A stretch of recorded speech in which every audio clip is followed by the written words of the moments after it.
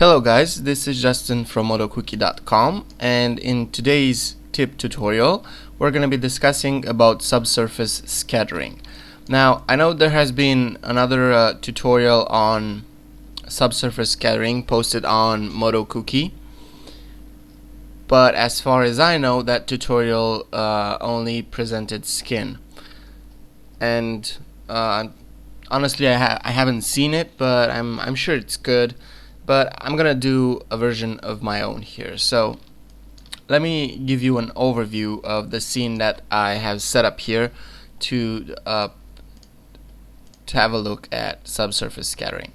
So I started with the basic candle scene because I think it's the best way to show subsurface scattering. Of course, you could probably work up something to show it even better, but realistically speaking, I think this would be the best way.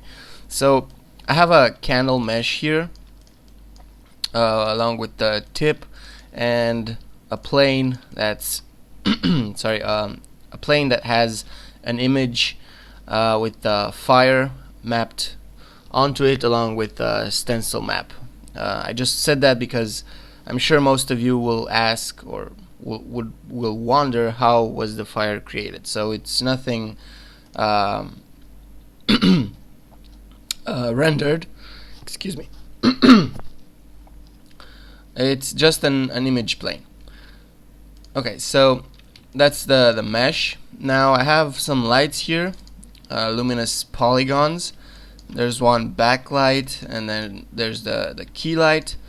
I also have a point light, which is, let me just toggle, it's set just at the tip of the flame, and an area light right behind the shot camera that's gonna emphasize how subsurface scattering, it's gonna affect subsurface scattering.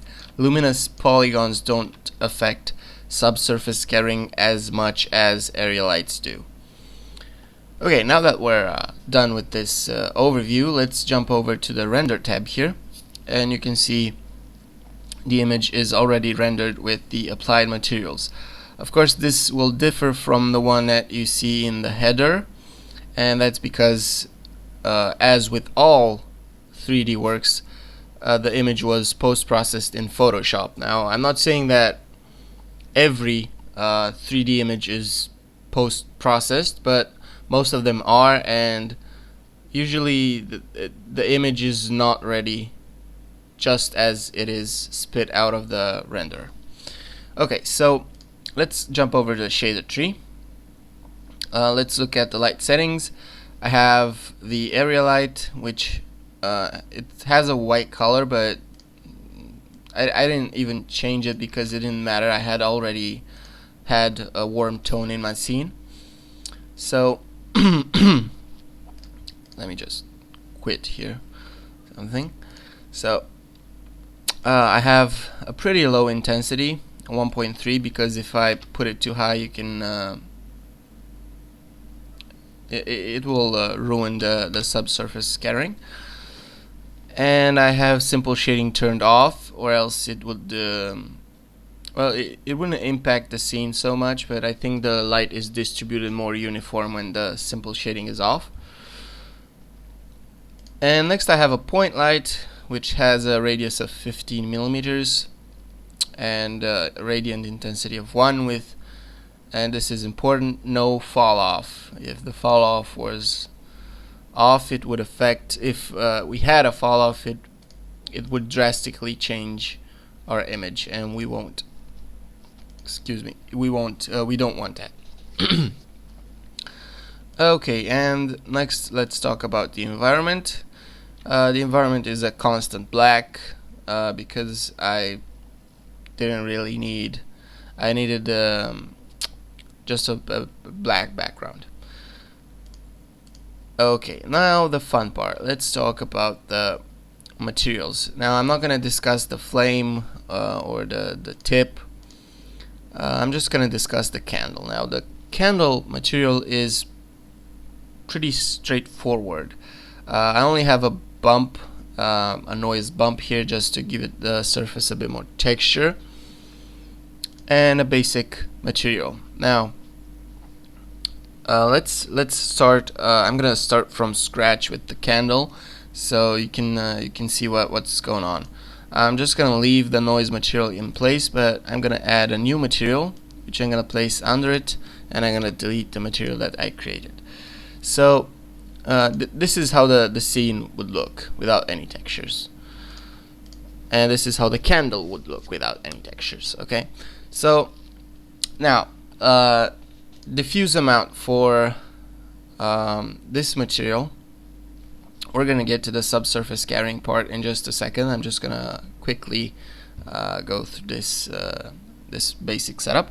Now the diffuse amount for subsurface scattering, considering that the material will have subsurface scattering, it's not very important, but you would still want to have it fairly high, so I would suggest not going under 60%.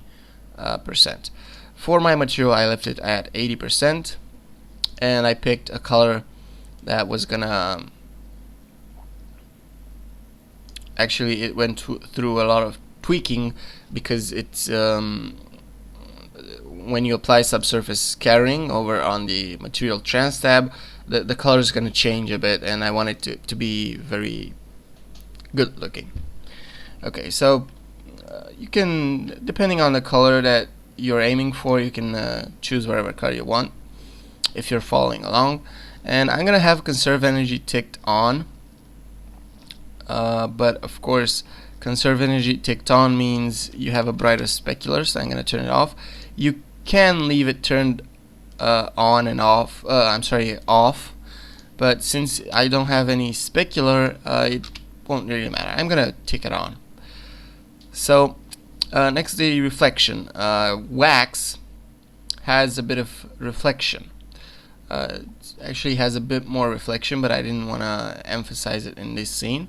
I was just focused on subsurface scattering. So I'm gonna put 2% reflection with 60% for now, and I'm gonna turn on blurry reflections, and I'm gonna turn the roughness to 5. I don't want very, very blurry reflections. I just want to have reflections, and I want them a bit blurred. Okay, and that's about it here. Make sure you, yeah, let's jump over to the material trans tab. So now the subsurface scattering is controlled just by this tab here, which is called subsurface scattering, of course. Now the subsurface amount, I'm gonna explain these settings a bit. So the subsurface amount, what it does, basically it tells the shader how much subsurface scattering is going on.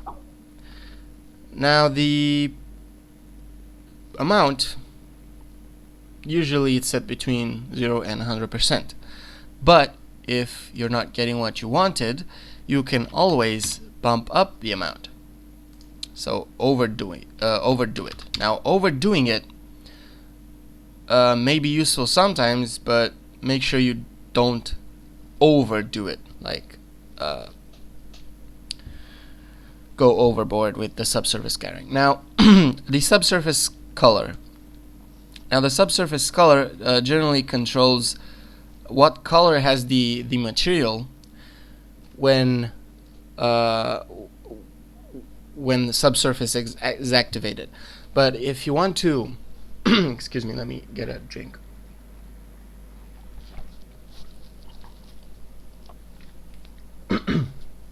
If you want to know what this does, first you must understand what subsurface scattering is. Now in other engines, in other render engines, subsurface scattering can be, let's take for example V-Ray, because it's very popular. Now V-Ray has, as far as I know, I'm not a professional with V-Ray. I mean, I know how to use it and all, but I'm not a whiz. V-Ray has two types. It has subsurface scattering, like a shader made for subsurface scattering, and then it has a material option called translucency. Now, in theory, practically, what these two mean is that the material lets light pass through it. Do not confuse it with transparency, since it's completely different. But it lets light pass through it, and but not through the whole object. So and that's controlled by the scattering distance here. So subsurface scattering, what it does is that it lets light pass through the material, and where the light passes through, the material gets another color, or a combination of colors that we set here. So that's what subsurface amount and subsurface color does. Now, scattering distance. Scattering distance tells Modo how much, actually how far the light protrudes in the material. So I usually start off with a small distance, roughly 1 or 2 millimeters. Of course, like in my previous tutorials, and you should probably know, this is scene dependent. So if your object measures 1 meter in height, 2 millimeter subsurface scattering is not that much. Or should I say 1 meter in thickness. 2 millimeter subsurface scattering is not that much. Is basically it's not even there.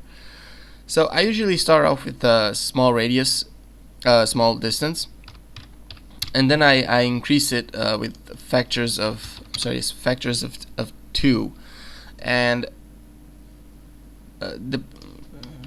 make sure you set millimeters, or you may get awful results. Now, and when I reach a happy that I'm happy with the result, I just leave it there.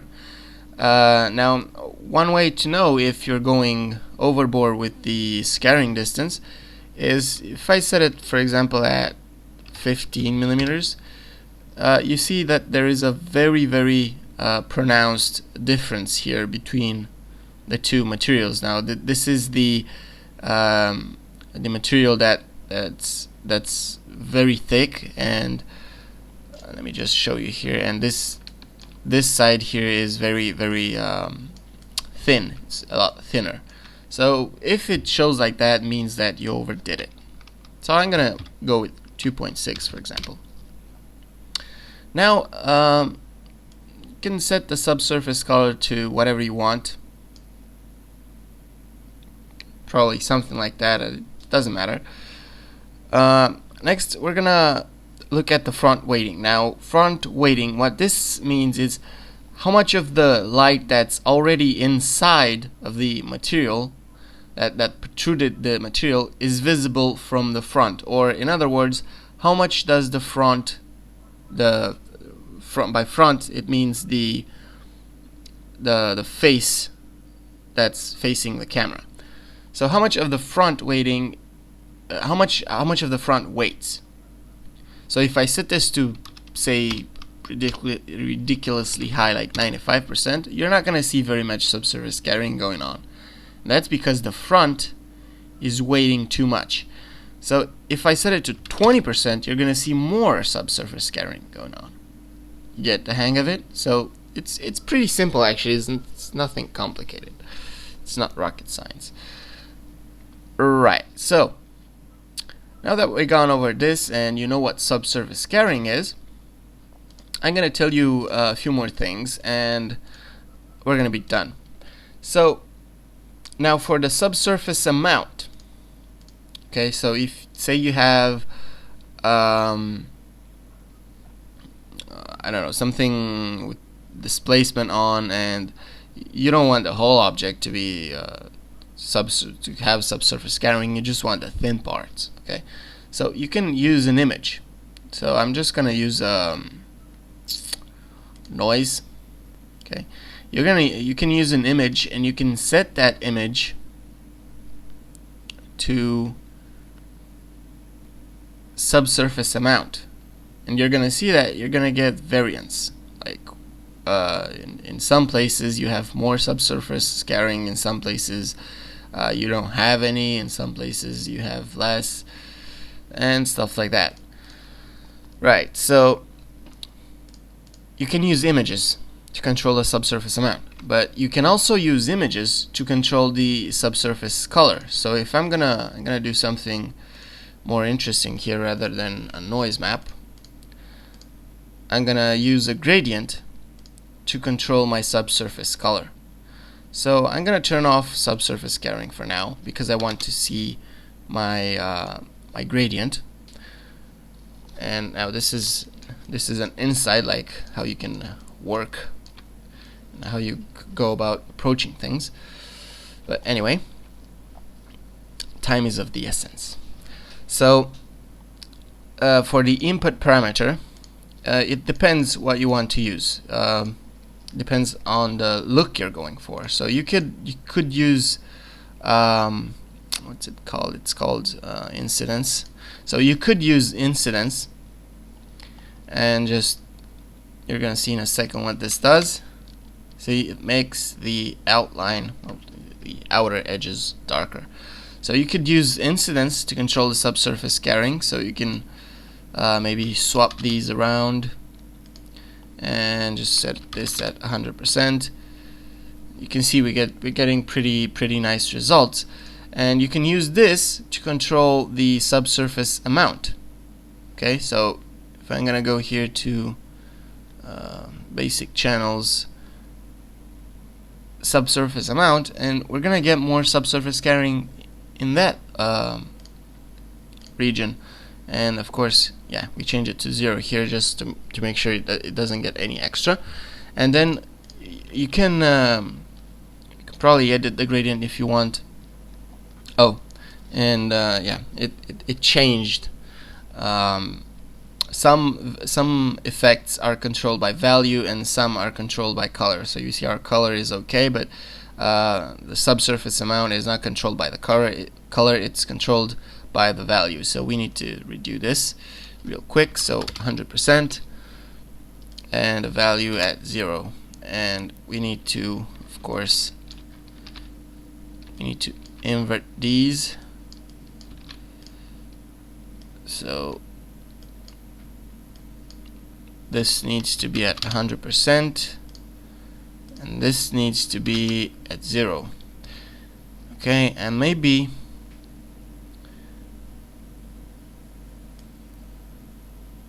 see how it changes when you drag, so it's focused a lot more towards the center.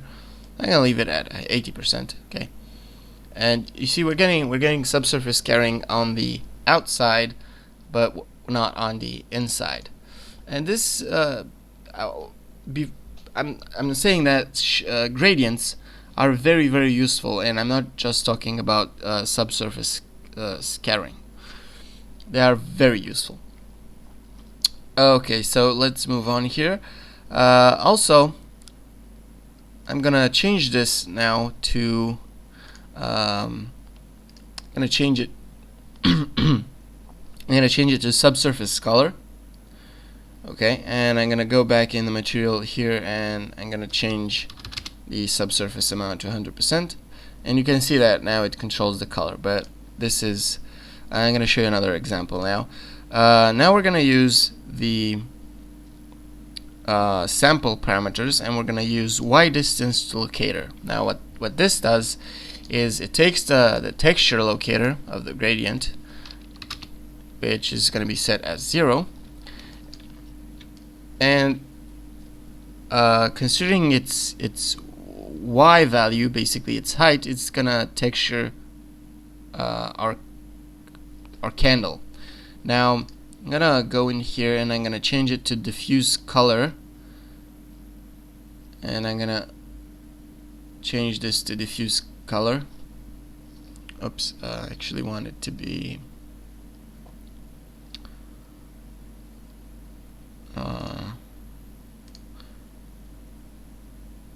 diffuse coefficient should be. Oh, never mind. Let's just leave it to diffuse color. I'm sorry, to final color. Okay, we're gonna turn off the subsurface scattering. And now what we're gonna do is we're gonna take the texture locator, and how you can move it. You need to select the texture and then make sure you're in item mode and you can move it. So I'm gonna move it to encompass the whole candle, or you can it can be just under it. It doesn't really matter. It's just a matter of distance here. So I'm gonna change it to diffuse color. Okay.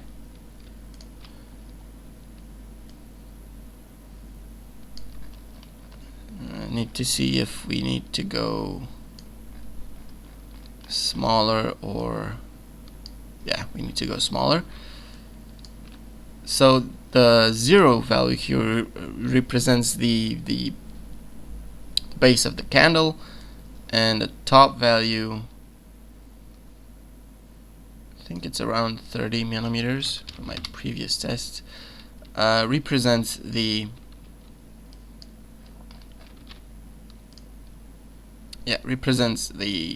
tip. So we can use this to color the candle and in essence give subsurface scattering some different colors. So let's say that on the base we want to have a greenish color. I'm gonna add another key here, and by the way, you add keys by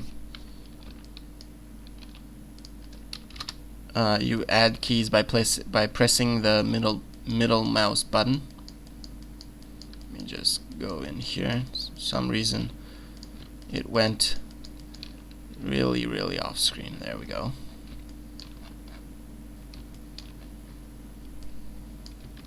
Okay, so we want green on the bottom, something like that, and next we want some red. Okay, make sure this is, oopsie,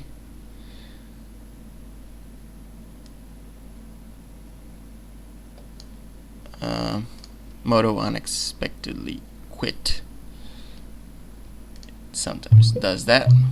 So I'm gonna go in here and I'm gonna open this.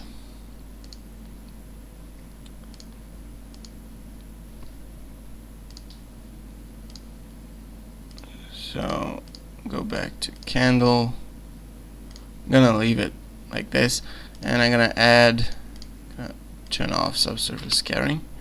Okay, and I'm gonna add my gradient back in. Make sure it's set to y distance to y distance to locator. I'm gonna edit the gradient, and I'm gonna set this to 0. And now let's see where this is. Okay, so it's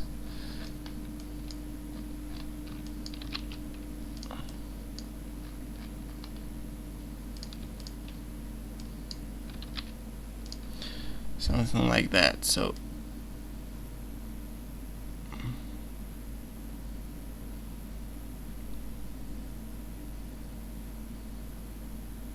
okay, so we're gonna change this to say blue, this to green. Make sure that the blue is coming through.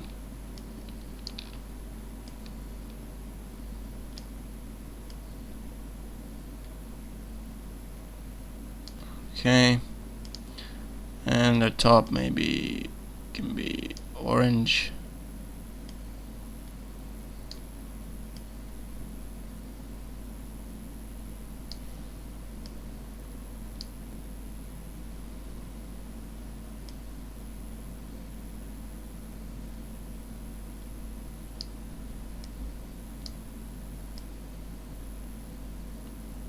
Okay, so something like that. Let's just say that we want that. Of course, you can go very in detail here. And we're going to change this to Subsurface Color. And if we enable subsurface scattering in here again to 80%, you're going to see that we get different subsurface scattering colors. And of course, you can then go ahead and modify this to whatever you want, depending on your needs. I guess this is it for subsurface scattering. Before we wrap things up, I want to say that if you use subsurface scattering in your scenes, you must be very should I say careful, or should I say patient with the lighting.